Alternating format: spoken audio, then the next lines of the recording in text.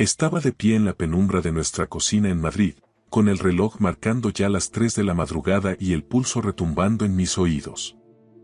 A esa hora, incluso una ciudad que nunca duerme parece contener el aliento y el aire en el piso se sentía espeso, casi sólido. Elena, mi esposa desde hace 7 años, estaba frente a mí con los brazos cruzados y esa mirada esquiva que tanto me dolía. Su móvil, sobre la encimera de granito, brillaba con notificaciones insistentes, como un traidor silencioso que no sabía cuándo callar. Había alcanzado a ver un mensaje antes de que ella lo arrebatara con un movimiento felino. Un nombre desconocido, Diego, y un tono demasiado íntimo, totalmente fuera de lugar para un supuesto viaje de chicas a Ibiza. Elena, ¿quién es ese tal Diego? Mi voz se quebró, arrastrando el peso de semanas de sospechas y noches en vela. Esperaba que se riera, que soltara una carcajada madrileña y me llamara paranoico, como solía hacer. En cambio, apretó los labios hasta dejarlos blancos y se puso a fregar un vaso que ya estaba impecable, evitando mi contacto visual. Nadie, respondió de forma cortante, sin dejar de mirar el chorro de agua. Un amigo del grupo, un conocido de una de las chicas. Estás obsesionado, Carlos, de verdad. Me acerqué a ella, sintiendo el frío del suelo de baldosas traspasarme los calcetines. Me bloqueaste, Elena. En mitad de un viaje con tus amigas de siempre, decidiste que era buena idea bloquear a tu marido. ¿Por qué? Dame una sola razón lógica. Ella se dio la vuelta con los ojos encendidos, una chispa que no supe si era por la culpa que la corroía o por puro desafío. Necesitaba espacio, Carlos. Espacio. Exclamó, alzando las manos. Siempre estás encima, controlando cada paso, vigilando. Es asfixiante vivir así. Sus palabras fueron como un puñal directo al pecho. ¿Espacio? Yo le había dado todo. Cada hora extra en el instituto, cada sacrificio personal para que no nos faltara de nada en el bufete y mantuviéramos nuestra estabilidad en un Madrid cada vez más caro. Entonces, ¿por qué no para de iluminarse el móvil con su nombre? Señalé el aparato, que volvía a vibrar con una urgencia casi obscena. Uno no bloquea a la persona que ama a menos que tenga algo muy sucio que esconder. Ella soltó una risa amarga, cargada de un veneno que nunca le había conocido. Eres patético, Carlos. Rebuscando en mi móvil como un adolescente celoso en su primer noviazgo. Quizás te bloqueé precisamente por eso, porque ya no soporto tu inseguridad crónica.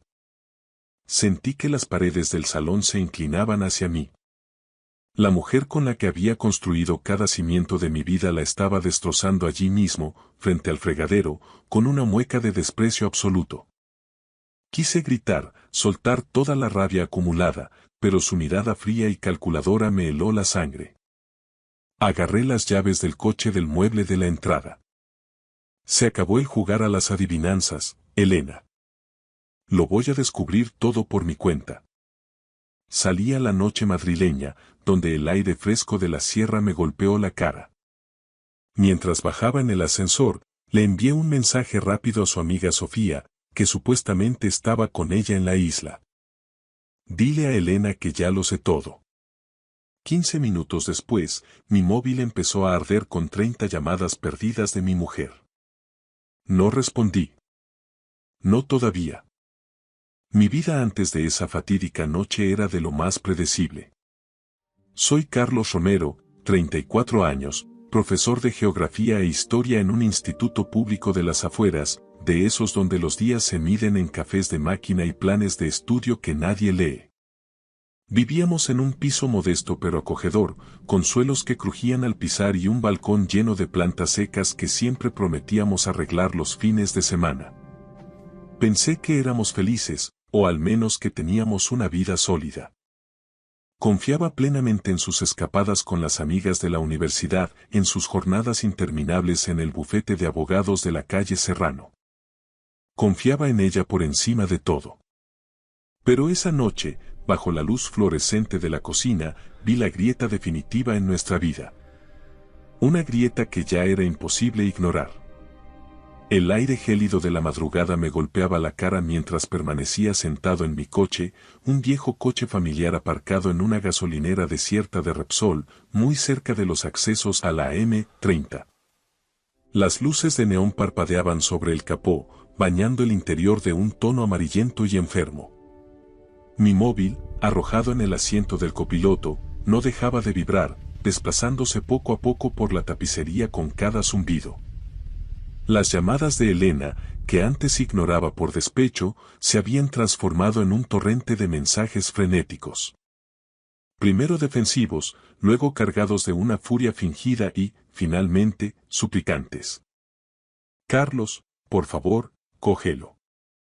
No lo entiendes, no es lo que parece. No me molesté en leer el resto. En lugar de eso, busqué en la agenda y llamé directamente a Sofía. Ella era la pieza que faltaba en este puzzle de Ibiza, lo sabía todo, siempre lo sabía. No estaba dispuesto a tragarme las excusas ensayadas de mi mujer tras la humillación en la cocina. Recordé la expresión de Elena antes de salir de casa. Aquel desprecio no era una simple defensa de alguien acorralado, era una exhibición de poder. Me estaba retando a que intentara desentrañar su secreto, convencida de que yo no tendría el valor de llegar hasta el final. Yo no era ningún detective privado, solo un profesor de secundaria que pasaba las tardes corrigiendo exámenes sobre las trincheras de la guerra civil, pero esa noche sentí que Elena acababa de mover su primera ficha en un tablero de ajedrez mortal. Tenía que contraatacar con inteligencia o acabaría perdiéndolo todo. Nuestro hogar, nuestro pasado y la poca dignidad que me quedaba. Sofía descolgó al segundo tono, como si estuviera esperando la llamada con el dedo sobre la pantalla. Carlos, ¿pero se puede saber qué te pasa? Su voz sonaba tensa, casi agresiva.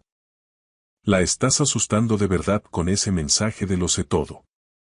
Está fuera de sí. Mucho mejor, dije, tratando de que mi voz sonara más firme y gélida de lo que realmente me sentía. Me bloqueó en Ibiza, Sofía. A su marido. Y he visto los mensajes de un tal Diego. No me vengas con rodeos. ¿Quién coño es? El silencio que siguió al otro lado de la línea fue demasiado largo, un vacío que confirmaba mis peores temores. No es lo que te estás imaginando, de verdad, suspiró ella finalmente, con un tono de voz que pretendía ser conciliador. Diego es un socio del bufete. Están metidos en un caso muy gordo, algo de alto nivel. Elena no quería que te preocuparas por tonterías de trabajo mientras estabas aquí solo. Aquello sonaba a guión barato, una explicación prefabricada en los baños de alguna discoteca de Ibiza. ¿Y para eso tiene que bloquearme? ¿Por eso me llama ahora 30 veces como si se le fuera la vida en ello? Presioné, apretando el volante con fuerza. Está bajo mucha presión, Carlos. El caso es enorme y hay mucho en juego. No hagas ninguna tontería de la que te arrepientas, sentenció antes de colgar. Me quedé mirando mi propio reflejo, cansado y ojeroso, en el cristal del parabrisas. Elena nunca se desmoronaba bajo presión, ella era la que calculaba, la que mantenía la cabeza fría cuando todo el mundo perdía los papeles. Conduje de vuelta a casa por las calles vacías del barrio, donde los semáforos en ámbar parpadeaban como advertencias. Nuestra casa estaba a oscuras, sumida en un silencio sepulcral que hacía que su ausencia gritara en cada rincón, desde el paragüero hasta las fotos del pasillo. Quería creer a Sofía, quería que todo fuera un malentendido laboral, pero las piezas se negaban a encajar. El bloqueo, el nombre de Diego Aranda, la crueldad casi quirúrgica de Elena en la cocina.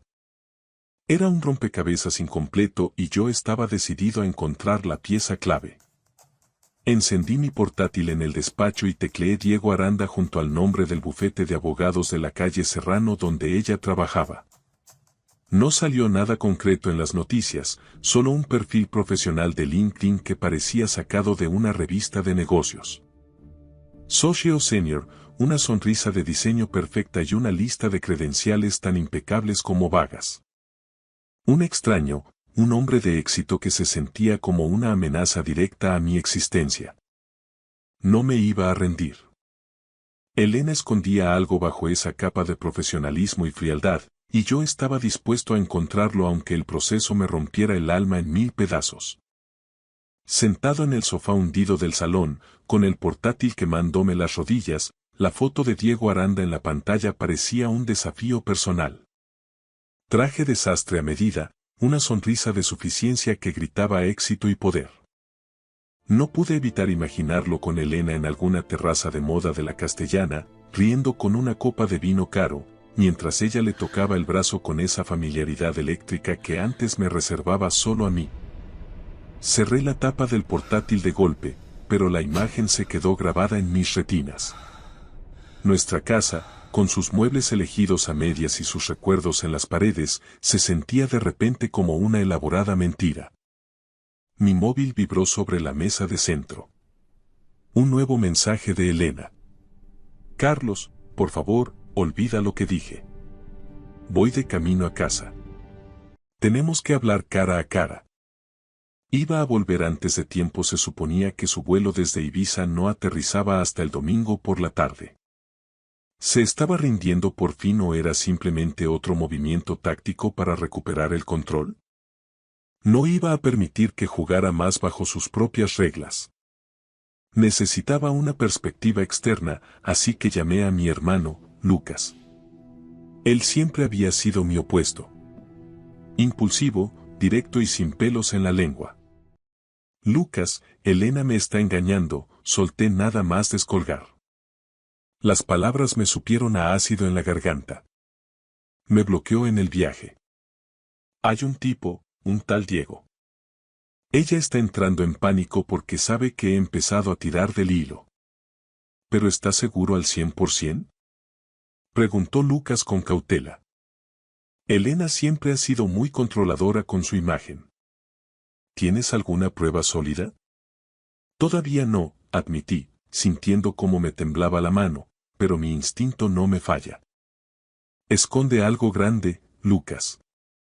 Algo que la tiene aterrorizada. Lucas escuchó los detalles y fue tajante, como siempre. Entra en su ordenador. La gente como ella, por muy abogada que sea, siempre deja un rastro digital. Recibos de hoteles, contraseñas guardadas, algo habrá. Elena solía usar su MacBook del despacho para todo, incluso para temas personales. Fui directo a su mesa de trabajo. Intenté desbloquearlo con nuestra fecha de aniversario. 1807, el 18 de julio. Falló. Intenté con su fecha de nacimiento. Nada. Mis dedos, fríos y temblorosos, escribieron casi por instinto. Diego 1807. La pantalla se desbloqueó al instante. Se me cortó la respiración de golpe. Aquella coincidencia dolió más que cualquier bofetada física. Abrí su gestor de correo y, entre cientos de mensajes aburridos del bufete, un hilo destacaba en una carpeta oculta que ella creía segura. Esta noche, enviado por Diego Aranda. Hice clic con el corazón en la garganta. El mensaje era corto, directo, como si ya lo hubieran discutido todo en persona. En el sitio de siempre. 21. No le des más vueltas. Sin despedida formal. Solo su nombre. El estómago se me revolvió violentamente. ¿Cuántas veces se habrían visto a mis espaldas? Revisé la fecha. Hacía exactamente 2 semanas, la noche en que ella juró que se quedaría en el bufete hasta tarde por un cierre de actas. Yo le había dejado la cena preparada en la nevera y ella llegó a medianoche, evitando mi beso y oliendo a un perfume floral extraño que no era el suyo. Seguí rastreando y encontré algo más inquietante en la papelera de reciclaje. Un correo de hacía apenas 3 días con el asunto. ¿Segura? El texto decía: esto es mucho más grande que nosotros dos. Si decides entrar, tenemos que movernos rápido. Aquello ya no sonaba a una simple aventura extramatrimonial. Sonaba a un plan premeditado, a algo oscuro. ¿Malversación? ¿Chantaje? En ese momento, oí el estruendo del motor de un coche en la calle y, segundos después, el ruido del portón del garaje comunitario. Miré por la persiana del salón. El Audi plateado de Elena estaba aparcando. Había vuelto demasiado pronto. Escondí el portátil a toda prisa bajo una pila de exámenes por corregir en el despacho. La puerta principal se abrió. El sonido de sus tacones resonó en el pasillo con una cadencia tensa, nerviosa. ¿Carlos? ¿Estás ahí? Su voz sonaba quebrada, cargada de una ansiedad que intentaba ocultar. Me quedé en absoluto silencio en la penumbra del pasillo. Mi mente trabajaba a toda velocidad, visualizando un tablero donde cada paso a partir de ahora podía ser una trampa mortal. Estaba convencido de que no solo ocultaba a un amante, ocultaba un secreto que tenía el potencial de arruinarnos la vida a los dos para siempre. Salí al encuentro y mi sombra se proyectó sobre ella, cortándole el paso. Elena se quedó paralizada, con las pupilas dilatadas y los ojos muy abiertos. Por primera vez en 7 años de matrimonio, vi un miedo real y genuino en su rostro. El juego acababa de cambiar de nivel. Sus ojos buscaban los míos en la penumbra del pasillo, cargados de una mezcla tóxica de culpa y pánico contenido. Llevaba el vestido de lino que había guardado con tanto esmero para el viaje, pero al acercarse, el aire se inundó de nuevo con ese perfume floral desconocido, un aroma que no pertenecía a nuestra alcoba. ¿Por qué no cogías mis llamadas, Carlos? ¿Me has tenido en un sinvivir todo el trayecto desde Barajas?, preguntó ella, intentando recuperar el tono de autoridad que solía usar para dominar nuestras discusiones. Tú me bloqueaste primero, Elena. Sin una palabra, sin una explicación, respondí con una voz tan gélida que pareció sorprenderla. ¿Quieres empezar a explicarme tú eso ahora o prefieres que se lo pregunte directamente a Diego? Ella hizo un gesto sutil, casi imperceptible. Una contracción nerviosa en la comisura de la boca. Jaque. Dejó su bolso de piel sobre el mueble de la entrada con una lentitud calculada, como si cada segundo ganado le sirviera para construir una coartada. Estás exagerando las cosas, como siempre. Diego Aranda es un colega del bufete, un socio senior. Te dije 1000 veces que estamos desbordados de trabajo. ¿Trabajo que te obliga a bloquear a tu marido en mitad de la noche? ¿Trabajo que requiere que te veas con él en el sitio de siempre a escondidas? Me acerqué a ella, invadiendo su espacio personal. ¿O es de ese tipo de trabajo que es más grande que nosotros dos? Elena se quedó pálida, perdiendo el rastro de color que le quedaba del sol de Ibiza. ¿Has entrado en mi correo privado? Su voz subió de tono, cargada de una indignación impostada. Eso es caer muy bajo, Carlos. Es una violación de mi intimidad, es ilegal. ¿Bajo? Solté una carcajada amarga que resonó en el pasillo vacío. No te atrevas a hacerte la víctima conmigo mientras te ocultas tras un tipo que te tiene tan aterrada como para salir huyendo de las islas. ¿Qué es exactamente eso tan grande que nos supera, Elena? Dímelo a la cara. Necesitaba que se rompiera, que la máscara de abogada perfecta se agrietara de una vez por todas. Ella se cruzó de brazos, manteniéndose rígida, como si su postura pudiera sostener la mentira que se desmoronaba. Estás paranoico, necesitas ayuda profesional. He vuelto antes solo para arreglar este malentendido, pero lo estás haciendo imposible con tu actitud. Sentémonos de una vez, te lo explicaré todo. No me moví ni un milímetro.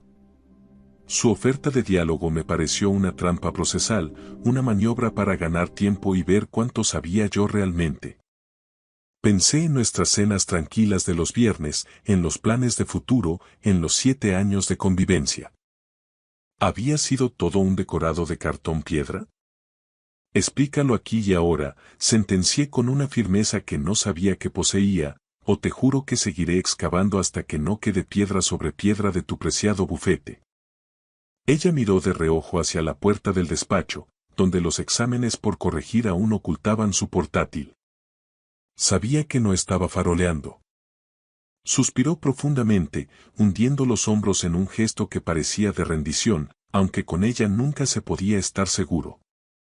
Está bien, Carlos. Tienes razón.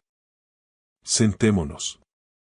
Nos sentamos en el viejo sofá de la sala, el mismo donde habíamos planeado viajes y compartido confidencias, pero ahora parecía haber un abismo insalvable de kilómetros entre nosotros. Diego no es lo que tú te imaginas, no hay ninguna aventura, comenzó, mirándose las manos. Estamos trabajando en un caso extremadamente sensible, un asunto que no figura en los registros oficiales del bufete. Hay cantidades ingentes de dinero en juego y gente muy poderosa involucrada. Diego y yo lo estamos gestionando por fuera porque hay un conflicto de intereses brutal con otros clientes de la firma. Si algo de esto se filtra antes de tiempo, nos arruinaría la carrera a los dos. Te bloqueé porque entré en un estado de paranoia pura, pensando que alguien podría interceptar mi móvil. Incluso tú, por accidente. La historia sonaba plausible, casi coherente. Elena siempre había sido ambiciosa, siempre buscando el caso que la catapultara a la cima. Pero las piezas seguían bailando en mi cabeza, negándose a encajar. ¿Y lo del sitio de siempre? Pregunté, escudriñando su expresión. Un bar pequeño y discreto cerca de la oficina en Chamartín, El Ancla. Vamos allí para descompresionar después de las reuniones con los clientes. No hay nada más, te lo juro. Todo parecía demasiado ordenado, demasiado jurídico. En ese preciso instante, mi móvil vibró en el bolsillo de mi pantalón. Era un mensaje de Lucas. He encontrado algo muy turbio sobre Diego Aranda. Llámame en cuanto puedas. Mi corazón dio un vuelco violento contra las costillas. El tablero, que ella creía haber nivelado con sus explicaciones, volvía a inclinarse peligrosamente a mi favor. Mantuve el rostro neutral, una máscara de piedra bajo la mirada escrutadora y analítica de Elena. Su historia del cliente externo y el conflicto de intereses se me antojaba ahora como un castillo de naipes tambaleándose ante el primer soplo de realidad. Necesito algo más sólido que una vaga excusa profesional, le solté, cruzándome de brazos. Si es un caso tan importante, tendrá un nombre. ¿Cómo se llama ese cliente? Ella apretó la mandíbula, y por un segundo vi un destello de la mujer implacable que era en los tribunales de la Plaza de Castilla. Es información confidencial, Carlos. Conoces perfectamente cómo funciona mi código deontológico.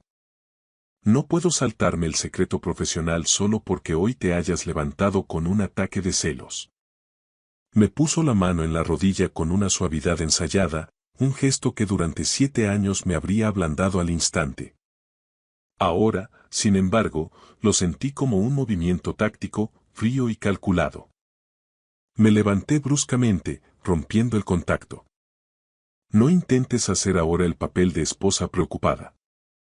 Has vuelto de Ibiza por una única razón. Porque pronuncié el nombre de Diego. Tienes miedo, Elena. Un miedo que te desborda. ¿Por qué? Ella se levantó también, tratando de parecer frágil con su vestido de lino, una figura delicada bajo la luz de la lámpara del salón.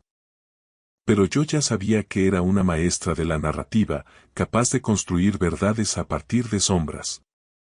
He vuelto porque te quiero, maldita sea. Vi tu mensaje a Sofía y entré en pánico. No quería que destruyeras lo nuestro por una interpretación errónea. Pues demuéstralo, le espeté, sin dejarle espacio para respirar. Entrégame tu móvil ahora mismo. Sin borrar nada. Sus ojos se agrandaron por el impacto. Su móvil era su fortaleza, su diario de guerra. Si me lo entregaba sin dudar, quizá, solo quizá, habría un resquicio para la duda. Si se negaba, sería la sentencia definitiva. Ella dudó, su mano rozó el bolso sobre el mueble y se detuvo en seco, como si se hubiera quemado. Esto es ridículo, Carlos. Me estás tratando como a una criminal en mi propia casa. Su indignación crecía por momentos, pero sus ojos, rápidos y nerviosos, buscaban la puerta de salida. Mi móvil volvió a vibrar en mi bolsillo, insistente, casi gritando. Lucas tenía algo gordo entre manos. Dame el teléfono o se acabó el pedir las cosas por las buenas. Su rostro se endureció de repente, perdiendo cualquier rastro de calidez. Apareció la Elena abogada. Fría, distante y letal. Se acabó, Carlos, dijo de forma cortante. ¿De verdad quieres destruir 7 años de vida por una paranoia? Adelante. Pero no voy a tolerar este interrogatorio. No te voy a dar nada. Se dio la vuelta y se encerró en el dormitorio principal. Oí el sonido metálico del pestillo. Saqué mi teléfono con las manos temblando de rabia. El mensaje de Lucas era un enlace directo al abismo. Diego Aranda no es solo un abogado brillante. Mira tu correo ahora mismo. Te he enviado un archivo que lo cambia todo. Abrí el archivo adjunto. Expediente Aranda PDF. Era un caos de capturas de pantalla, notas de registro y enlaces a artículos de prensa económica. Había fotos de Diego en galas benéficas y, lo más importante, registros de transferencias bancarias. Cifras astronómicas, de 6 ceros, moviéndose con una cadencia sospechosa hacia cuentas en paraísos fiscales. No era una aventura amorosa, era una estafa financiera a gran escala. Y Elena, mi Elena, parecía estar metida hasta las cejas. ¿Blanqueo de capitales? ¿Estaban desvalijando el bufete desde dentro? Miré hacia la puerta del dormitorio y oí el sonido del agua. Había abierto la ducha. Estaba ganando tiempo, lavando el rastro de Ibiza mientras pensaba su siguiente movimiento. Quise tirar la puerta abajo y restregarle las transferencias por la cara, pero necesitaba entender la magnitud del desastre. Reenvié el archivo a mi cuenta de correo personal del instituto y me desplomé en la silla del despacho, abrumado. Nuestra vida en Madrid, nuestro piso, mis clases de historia. Todo era el decorado barato de una mentira monumental. Mi móvil vibró de nuevo. Lucas. Llámame ya. He encontrado un nombre vinculado directamente a la cuenta receptora. El estómago se me contrajo violentamente. Estaba a un solo paso de la verdad definitiva o de caer por un precipicio del que no habría retorno posible para ninguno de los dos. Elena salió del dormitorio envuelta en un albornoz blanco, con el pelo aún húmedo y esa fragancia floral que ahora me resultaba repulsiva. Mi corazón martilleaba contra mis costillas como un animal enjaulado. Lucas ya me había dado el nombre que lo cambiaba todo. Carlos, dijo ella con una voz tan suave que pretendía ser una caricia, ¿podemos dejar de pelear de una vez? Odio que estemos así, me está matando. Parecía vulnerable, casi rota, pero la imagen de su negativa a entregarme el móvil permanecía grabada en mi mente. Esa mujer que tenía delante era un fantasma, una desconocida habitando el cuerpo de mi esposa. Deja de esquivarme, Elena. Se acabó la función, dije con una firmeza que la hizo retroceder un paso. ¿Qué es exactamente Consultoría OS? ¿A qué se dedica Diego Aranda cuando no está fingiendo ser un abogado respetable? Se quedó helada, como si un chorro de agua helada la hubiera alcanzado de pleno. ¿Dónde? ¿Dónde has oído ese nombre? Susurró, con los ojos abiertos como los de un animal acorralado en la carretera. Carlos, por tu madre, te estás metiendo en terrenos que no entiendes. Para ahora mismo, antes de que lo arruines todo irremediablemente. ¿Arruinarlo yo? Solté una carcajada amarga que dolió. Tú lo hiciste saltar todo por los aires en el momento en que me bloqueaste. Sé lo de las transferencias bancarias. Sé que hay dinero sucio moviéndose hacia cuentas en el extranjero. Estás metida en el fango hasta el cuello, ¿verdad? Ella se acercó a mí, con un movimiento urgente y desesperado. Escúchame bien, te equivocas en lo fundamental. Te estoy protegiendo a ti. Si sigues presionando, si sigues tirando de esa manta, vas a salir herido. Los dos vamos a salir muy mal parados. ¿Protegiéndome a mí o protegiendo su estilo de vida y su carrera? Miré el móvil de reojo. El mensaje de Lucas era la estocada final. El nombre detrás de la sociedad pantalla es Víctor Garrido. Un pez muy gordo del sector inmobiliario. Llámame ya. Se me heló la sangre en las venas. Víctor Garrido no era solo un nombre, era una leyenda negra de la corrupción urbanística en España. Un hombre vinculado a sobornos, recalificaciones de terrenos y cosas mucho peores que nunca llegaban a los juzgados. Si Elena y Diego estaban vinculados a él, esto no era una pequeña estafa de oficina. Era un nido de víboras de alcance nacional. Víctor Garrido, pronuncié lentamente, saboreando el veneno de cada sílaba. A él es a quien estás encubriendo, ¿no? Elena soltó un jadeo, un sonido seco que pareció desgarrarle la garganta. Carlos, para. Por favor. No sabes lo que estás diciendo, no tienes ni idea de quién es esa gente. Lucas me lo ha contado todo, mentí descaradamente para ver si terminaba de romperse. Las cuentas, los hilos de los correos. Todo conduce directamente a Garrido. No eres solo una esposa infiel, Elena. Eres una criminal. Yo no quería que esto pasara. Estalló ella de repente, rompiendo a llorar con una angustia real. Diego me arrastró.